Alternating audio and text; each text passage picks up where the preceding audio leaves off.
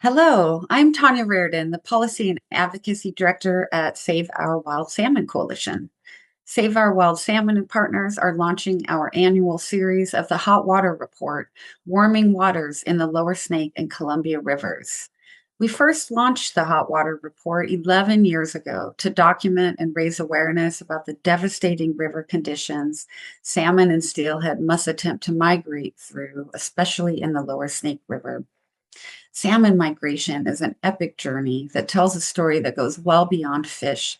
It is a story of the magnificent waterways, resilient and vibrant communities who rely on and cherish salmon, and of our shared connections across the Northwest. It's the story of adult salmon swimming hundreds and often thousands of miles from the ocean, finding their way home to birth the next generation and to give their life and vital nutrients back to the river, streams, forests, plants, and wildlife. But salmon require cold, free flowing, freshwater habitat for their migration home.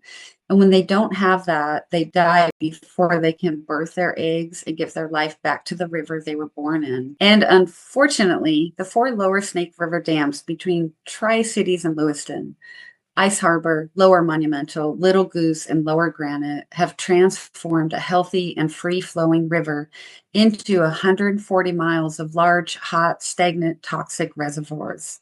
As a result, we have a very sick river that cannot support healthy and abundant salmon, steelhead, wildlife, and communities. Yet, a heavily funded lobbying effort in our region would have us believe that the fish are doing fine. Let's look at the facts. The Columbia Basin was once home to over 16 million salmon and steelhead. Now, wild salmon returns to the Snake River Basin are only between 0.1 to 2% of their historical abundance. And this year, unfortunately, an environmental crisis is unfolding, magnifying the already dire river conditions caused by the dams and reservoirs. Scientists are predicting a return of strong El Nino conditions beginning this summer, which can include extreme heat waves, produce additional toxic algal blooms, increase open temperatures, and affecting young salmon growth and survival, intensifying ongoing drought, low snowpack, low river flows, and leading to significantly increased mortality of juvenile and adult salmon and steelhead. And in addition to predicted El Nino conditions, tribal and state fishery managers are forecasting very low 2026 returns for adult salmon and steelhead throughout the Columbia Basin.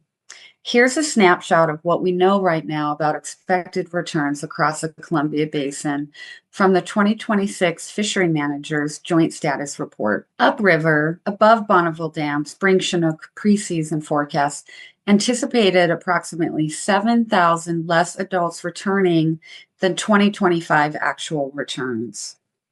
Overall sockeye salmon returns to the mouth of the Columbia River is forecasted to be about 40,000 lower than the current 10-year average. Highly endangered Snake River sockeye are expected to contribute only 1.2% of the total return this year, and they remain dependent on emergency measures, including transportation intervention to bypass the dams.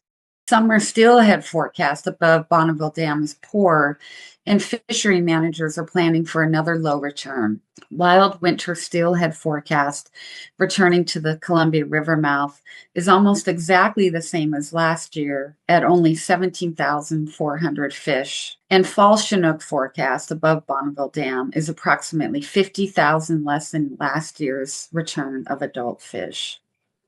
We've already seen this year threatened and endangered salmon and steelhead in the Columbia Basin are in deep trouble, and they're likely to encounter new and continued devastating river conditions this summer. They need absolutely every measure available to provide emergency relief and a possible lifeline. Salmon are a critical keystone, connective, and indicator species to our region, and we must all do everything we can to protect and restore this incredible species. In the Hot Water Report, we will monitor and highlight the conditions salmon and steelhead are facing, and we'll share information about the solutions necessary to prevent their continued decline and extinction. Please follow along as we track and monitor the temperatures and river conditions and discover how you can get involved and support comprehensive solutions to heal the river and recover healthy, abundant salmon and steelhead across the Columbia Basin. Thank you for your partnership and advocacy.